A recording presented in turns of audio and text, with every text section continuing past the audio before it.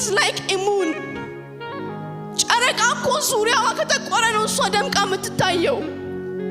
ጨረቃና ፀሐይ ይከራከራሉ እንዴ በጊዜያቸው ነው የሚወጡት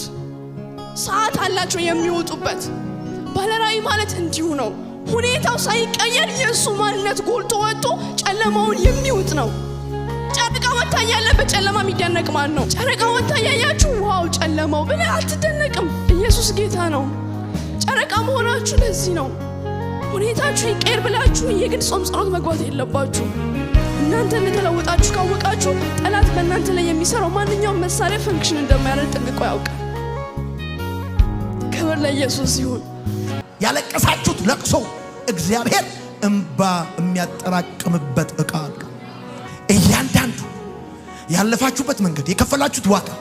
ያፈሰሳችሁት ላብ